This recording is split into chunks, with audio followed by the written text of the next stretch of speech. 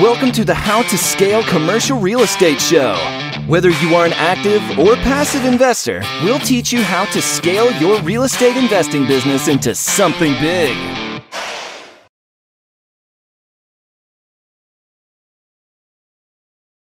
Hey, David, welcome to the show. Thanks for having me on, brother. I appreciate it. Man, this is great. This is great. I'm pumped to really dig into your story today. I think you have a unique one. And anytime there's somebody, not that everybody isn't unique in their own way, but I love outlier stories. And so, the same questions I ask everybody who comes on. Can you briefly tell us where you started, where you are now, and how you got there? Yeah, I mean, I started in Arkansas. So I was a young kid getting into trouble. Joined the Marine Corps in 2008. I did the whole travel the world, deploy, have fun thing for a little while. And then I got promoted. And then I did less of any of the fun part of that and more office stuff for the military. And somewhere in there, I was handed the book, Rich Dad, Poor Dad. I kind of got into, typical, I was like, ooh, this is exciting. Let me buy some real estate. And then that slowly grew into, I think I'm at like 20 doors that I own personally right now. And then I'm a partner on an apartment. But in there, I decided to start documenting what I was doing, just kind of writing a blog about like what I was learning.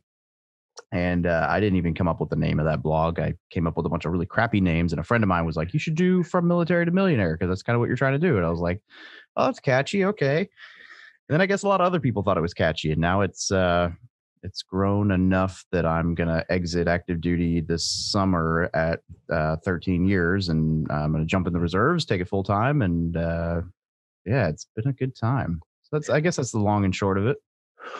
Yeah. Wow, man. Hey, that's great. Hats off to you. That's really cool. So you read the purple, I've heard it called lots of things, the purple book, the purple Bible, right. That book we all read and said, oh, that's the way out. How did you make the first, was it tough for you to make that first leap into your first acquisition? I kind of had the stars align. I was coming up on the end of a lease for my apartment. And I was in Missouri. I was a recruiter at the time, and it was like $550 a month for me to rent this 2-bed, 1-bath apartment. And I was like, well, let me just, before I renew the lease, let me look for, some places. And I found a duplex where I think my mortgage was going to be like $615, but once I was already rented for $475. So I was like, all right, well, I can live in this 2-bed, 1-bath right here. That's actually a little bit bigger than the one I'm in right now. And I'll be out $150, $160 a month instead of $550, and I own the place, and it has a dishwasher, which my apartment did not. So, and then simultaneously, I did this thing where I went to a bar on my Harley, and I was eating a cheeseburger and let some drunk guy park on top of my car, top of my bike, and he didn't want an insurance claim, so he just paid me cash, and then Harley bought the rest of the bike. Anyway, so I had enough money for a down payment and closing costs and everything, not because I had any money, but because I had a Harley that got totaled. So it's kind of just like this, like, oh, it's meant to be thing, which is good because it was really eye-opening how simple it was. Yeah, I think that's a good point, is how simple it is. I think a lot of the things that we really want to accomplish, it really just takes action, I would imagine, and doing it and going, okay, make your mistakes, but keep moving forward. And it's far simpler, I think, than we oftentimes make it. But I would also wonder, I don't think you can replicate the park your Harley and eat a cheeseburger to get your down payment. Like that's not a strategy. No. Although for most of the people that I speak with, right, the VA loan is the answer. I actually got talked out of using the VA loan because the lender I had didn't know what they were doing. And the nincompoop was like, well, you can only use your VA loan once, so don't waste it on this house. Like, oh yeah, okay, that makes perfect sense. Except that's totally wrong. You can use the VA loan multiple times. So I could have gotten in for 0 down, and I think closing costs on that property would have been like $1,000, and then I would have been fine. I think the VA loan, especially like the house hack idea, it's just the most incredible thing that you could benefit you could have as a veteran to get started in real estate. Right. Yeah. So what's that like, teaching the people in your sphere of influence how to invest in real estate? It kind of feels like if you see those videos of guys who like they take like really thick boards and try to like break through them with their head. No, it's good. It's just you're fighting an uphill battle. There's so many misconceptions about the VA loan. It's crazy. And I hear all the time that sellers don't want to use the VA loan because of this, that, and the other. And it's like, well, all of those reasons are wrong. Your agent just doesn't know what they're talking about. So what you really need if you're going to use the VA loan is an agent and or lender who understands the VA loan, the intricacies, and has their back. Because there's really no. The more and more I learn about the VA loan product, I am convinced there's no better loan product on the market anywhere in existence for anybody. I have yet to find anything that beats the VA loan. And then also the people who are using the VA loan, if they're still active duty, they're probably the best buyers right now anyway, because their job is secure. And if anything, their pay is going to go up. They get a housing allowance. That, there's all these things that like with COVID happening, right? The whole world freaked out about mortgage industry and how to qualify for a loan. And yet the VA world is, if nothing else, better than it was pre-COVID because you've got a stable job, you've got a stable career, you've got a housing allowance. The VA loan is wonderful. There's all kinds of crazy things you can do with it that really benefit the buyer, but you can come in over asking price and help out a seller too. There's some pretty cool things. Anyway, all that to say, there's all these misconceptions out there. So you're fighting this uphill battle with like agents telling their clients dumb stuff and lenders just who don't know what they're doing saying, oh, no, you can only use that once, or, oh, you can't do that. And I hear, just all kinds of things all the time that are just not true. A prime example, there's a captain I work with who she was told by her lender that you couldn't do, so the VA IRRL, the interest rate reduction loan, I'm missing an R in there, but interest rate reduction refinance loan, whatever, is an incredible product where you can literally refinance your loan 210 days after you buy it, and you can just drop the interest rate, no questions asked. So if you had a 3.8 and you can get a 2.5, you can just refinance. And as long as, like, there's a few stipulations, but basically they equate to like, if you can recoup your costs in 36 months, then you're eligible. And so that's like the greatest thing this year is people who had 4% interest rates are able to drop it to 2.25, 2.5. And her lender told her you couldn't do it because you no longer lived in the home. And as a VA, it has to be a primary residence. And I was like, go back to your lender, tell him to call his underwriter and say, can I do an IRRL on an investment property? And then look at the actual guidelines. I was like, if he tells you no, then I'll give you my roommate's card tomorrow and he'll do it for you in a week, and he'll close it in 3 weeks. And sure enough, she came back the next day. She's like, yeah, he admitted he was wrong. I'm like, yeah, nobody knows. But yeah, you can use this reduction. I had a buddy who had 2 or 3 VA owned properties and refinanced all of them with this, the IRRL, the streamlined refinance.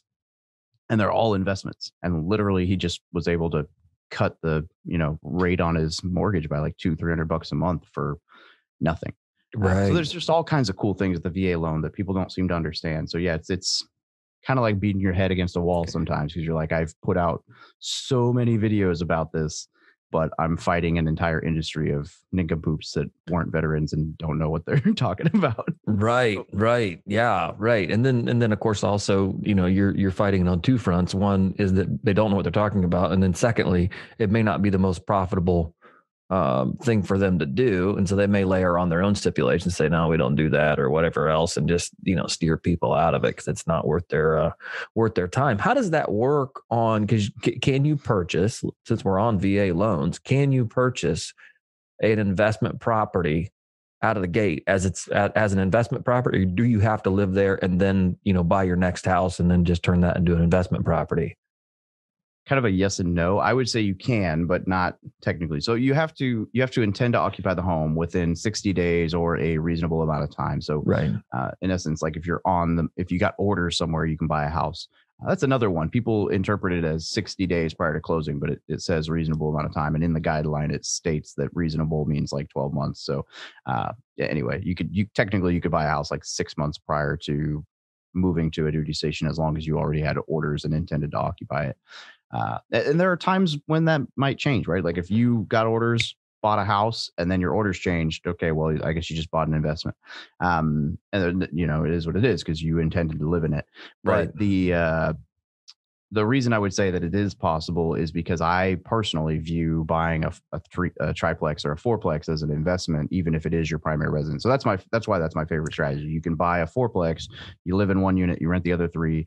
And I mean, I've got a friend here in San Diego. He's a single dude. He's got $1 million home and he rents out all the units and has roommates, and he's getting paid $600 a month over his mortgage to own this $1 million home. And he's paying off like $2,500 a month in principal every month.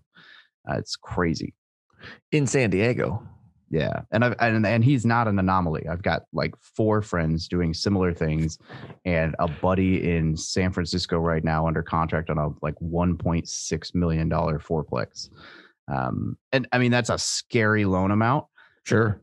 But I mean, the numbers on it he'll be break even basically on his mortgage, and he's a high earner. He's not active duty anymore. He's doing well, but he'll basically break even on his mortgage and then pay off. It'll be paying down like $3,000 or $4,000 a month on principal alone, and he's saving whatever his housing costs would have been. I think that's the piece people miss is like San Diego or big expensive markets. They get wrapped around, well, I'm not cash flowing. You're right. But if you were to buy a $500,000 home, you're paying $2,500 a month for a mortgage. So if you bought $1 million home and you're living in it for free, then you're really saving $2,500 a month. Like unless you live in a box somewhere, you have to pay. So it's a different strategy. It's not necessarily my favorite. I prefer the more cash flow markets where you can buy a house and literally get paid to live in it. But you play the appreciation game out here, and you can get a pretty sweet place for. And literally zero down. Like the guy who bought the $1.2 million fourplex in San Diego is a single E5. And I think he got paid like $600 at closing. That's crazy. That's crazy. How many of your buddies in the military have you gotten into real estate investing? Not as many as I would like.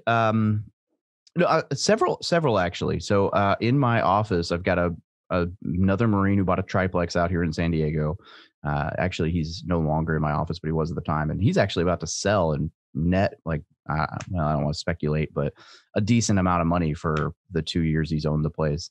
So there's definitely a few that I work with. My last unit, I was actually joking about this last night because my last unit, my OIC bought a house. What's an OIC? Oh, sorry. My officer in charge, my boss man. Boss man. Got it.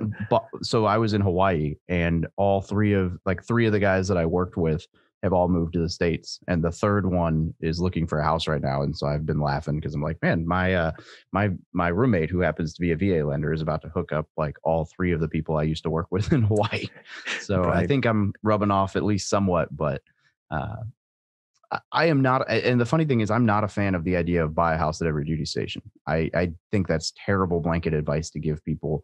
I think there's a lot that goes into it, whether you plan to be back in the market timing, whatever. And then I think the idea of buying a house itself is, people think that buying a house is an investment. Well, maybe buying an investment is an investment. Like, I don't think you should buy a nice new house in a great neighborhood and then convince yourself that you're going to be able to not be pushing money at it to hold on to it later. Like, buy a house where you can cover the rent. A lot of things like that. I see people bite off way more than they can chew, and they're like, "Oh, well, the house is an investment." Man, not yours. I mean, right. So yeah. Well, that goes back to your purple Bible. I mean, not yours necessarily. Like, he turns that line of reasoning on its head. Like, wait, an asset is something that produces an income, and your home is not an asset. That's an expense. So unless it's producing an income, that joker's an expense. So that's really interesting. What when it comes to, I guess I've got family as well in the military. Actually, my dad was stationed at Pendleton, but also has some other family in the military. And one of the things I see is just fiscal irresponsibility. You just like across the board, you go, wait, you're getting a housing allowance. You are, you have a nice paycheck. You have, great benefits, and yet you don't see them making prudent financial decisions. Is that something? How do you address that in your sphere of influence? I mean, is that, and obviously, real estate's part of that, but kind of walk us through some of that and some of the things maybe that you're doing to help, the people that you can. I mean, the first thing I do is tell people that Mustangs aren't really that cool. That seems to be the car of choice for every young service member. So much so that the book I am working on, I literally have in the introduction like a piece where I said like I didn't buy a Mustang, or at least I didn't buy a Mustang. And everyone's going to know what that means. Yeah, exactly. So people, service members love to get tricked into buying a unnecessarily flashy new sports car with a higher interest rate than they should ever buy a car on. And that's just, so there's a lot of home or car buying advice that I'm not a fan of that model at all. I would say the main thing that I tell people right off the bat is the moment you join the military, when you're at boot camp or whatever, you get to choose to set up a thrift savings plan or 401k and how much of your income goes into that. And I try to tell people at the bare minimum, you put 10%, but preferably at least 20 or 30, because your first few years in the military, especially if you're single, you're in the barracks, you're eating at the chow hall. You don't even need to buy a car because your duty station, like your place that you work, will be within walking distance of where you sleep. That's why the military has designed it that way for a reason. You can commute or Uber with anyone else that, for after hours stuff. So I try to tell people like, hey, put 20 or 30% of this into your thrift savings plan right away, because if you get to your unit and you've been used to getting your $1,000 a paycheck or whatever it is, and then you cut 300 out of it, it's going to feel like you're missing something. But if you start out with 30% of your paycheck going into this thing, you're going to think your $700 a month is awesome because that's all you've ever known, or $700 a week. And it's more than that. But let's just say you were getting $700 a week instead of $1,000. Well, if you don't have food or housing or rent or any other, like literally zero expenses, unless you had like a credit card before the military, most of these kids, the only expenses they have are what they choose to buy for food or alcohol or get a tattoo or whatever. So if they just do that, then instantly they're saving 30% of their paycheck and they're not noticing that it's gone. And I tell them like, hey, just every time you get promoted, you get a 3% pay raise, put 1 or 2%, bump it up on this, take the other piece, enjoy it, and instead of letting your expenses creep unnecessarily, if you can just do that one piece. I mean, if I had maxed out the amount of money that I could put in my thrift savings plan for 4 years when I joined, I would be completely set for retirement based on just average 7% return in that tax advantaged account. And when I joined, they weren't even doing now they'll match the new retirement. They match 5% of your contributions. So that's an instant 5% bonus. That's an instant 100% return on that first piece, and people don't take advantage of it. So there's some really simple things, and I try to keep it simple because I was the service member who bought all the alcohol and tattoos. So I completely and totally understand. And I might pride myself on not buying a new car, but I bought a new Harley, so it's not any better. So yeah, that's my first thing is just, if you just do that from the get-go, you're set up for success no matter what. Right. That's interesting. Let's shift gears a little bit and talk more specifically about your portfolio that you have today. And then, look forward and say, okay, where do you want to take your investing career? Yeah. So I have nowhere near as much money in the thrift savings plan as I wish that I had. If I'd known anything about it, so I'm sitting at, I don't know, 70 grand right now in there. It would probably be almost triple that had I just known. So when I joined the military, all your money went in the G fund, which is government-backed securities. And now it goes into a life cycle fund that's, tailored and more risky as you're younger and whatever. So when I joined and no one told me that, I was doing the right thing and pumping 10% of my income into this thing, but it was sitting in an account that was basically based on bonds. And so I averaged like a 2% return from 2008 to 2015 when I realized what I was doing. And if you were to look at the 7 years returns, right? The stock market was averaging like 20, 30% returns in 2010, 11, 12, 13, 14. I literally missed out on any penny I put in there. Could have tripled, doubled, tripled by it. Anyway. So I'm kind of bummed about that. I'm actually pumping 30% of my income in right now. And then I was doing 60 last year to max it out. So Trying to get that over 100K before I get out, just so I have a nice little return thing that'll grow for me. Sure. As far as the other rentals, I pull in probably about 2,500 a month right now in cash flow through those. So I've got a 10 unit, I've got 2 duplexes and a single family that I own personally. And then I've got a 5 unit portfolio that I'm 50-50 owner with my roommate on. And then actually we closed a house last week and we've got 3 under contract, going on a 4th one today. A lot of those they would be perfect flips, but we're just kind of trying to wholesale them. So, you buy them, it's a hoarder house. You clean the thing out, slap some paint on it so it looks a little bit prettier, knowing it still needs to be flipped. And then you list it on the market for, 20,000 more than you bought it for.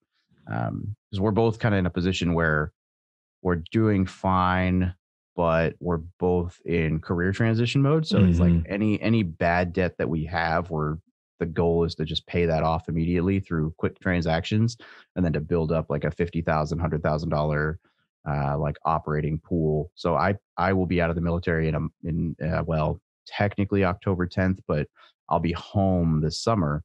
And so I'm hoping that by the time I get home this summer, I'll have absolutely no debt, no more line of equity, no more line of credit, no more personal loans, no more auto loan, and not that my debt is insane, but there is some there. And then I'll still have 50 to 100K in just straight operating capital that I can roll into deals. So that's kind of my goal right now. I guess that's brief overview. Oh, and then I have some Dogecoin, because that's the cool thing these days. Some what going?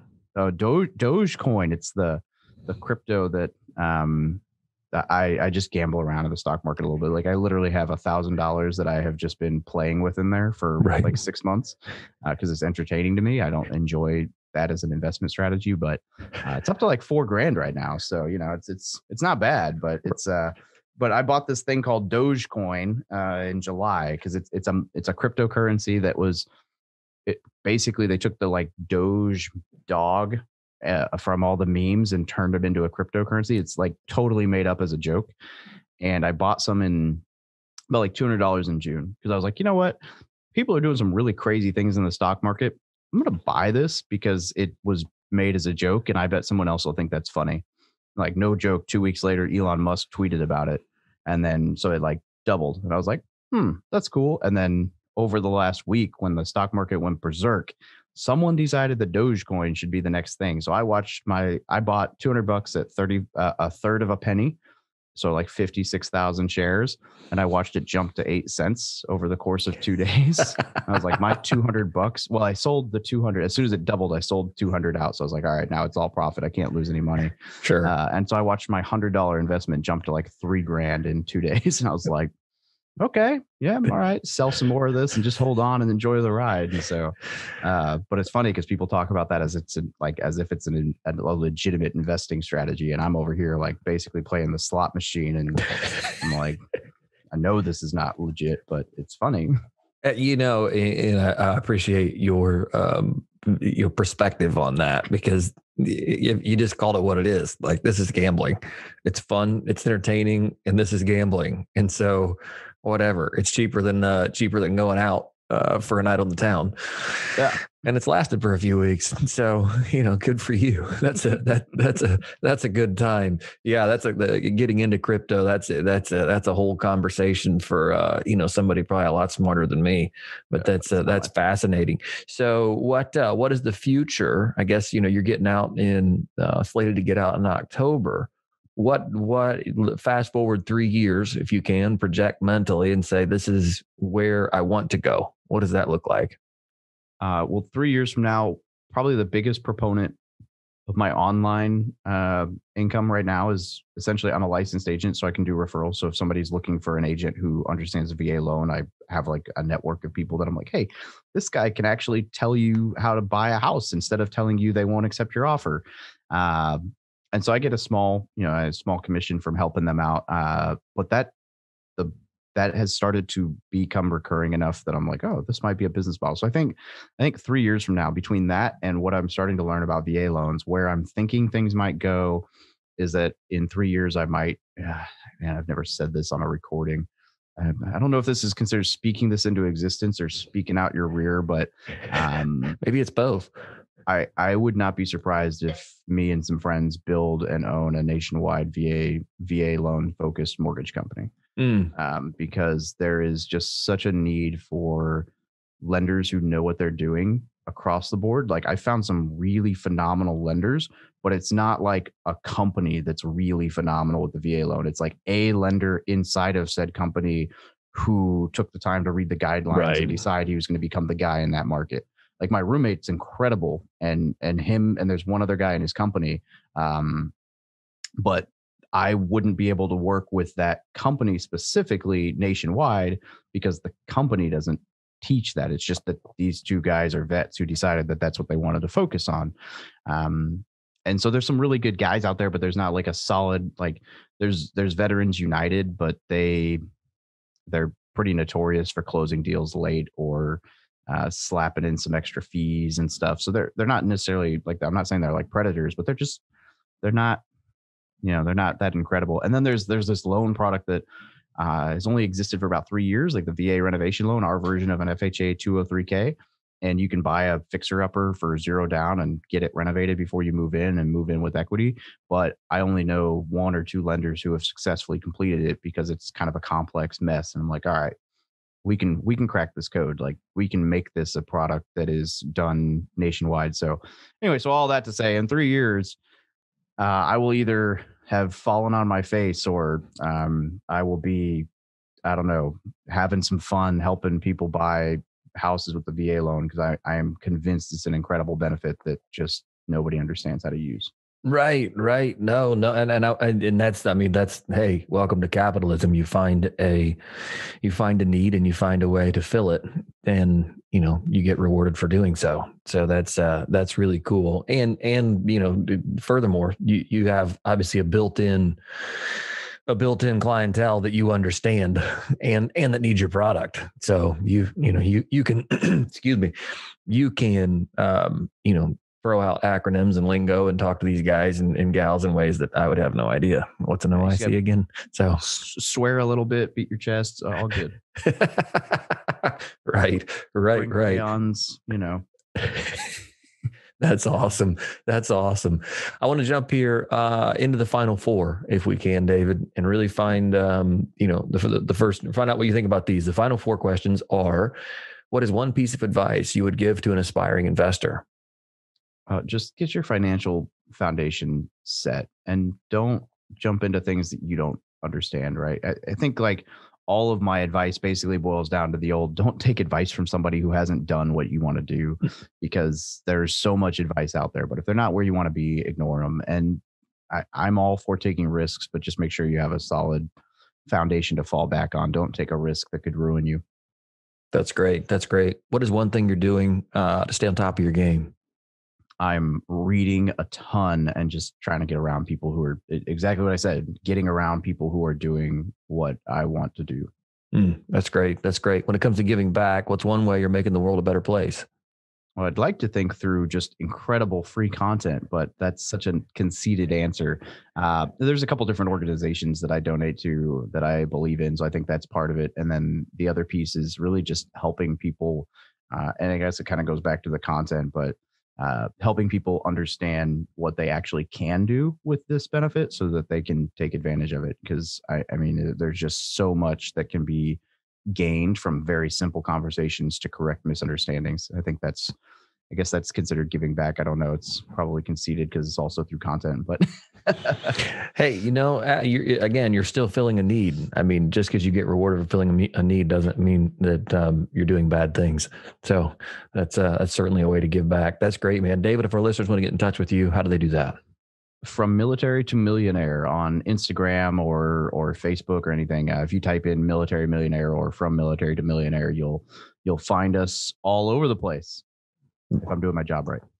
That's awesome. David, thanks so much for your time. Certainly appreciate it. Thanks, brother. Thanks for having me on.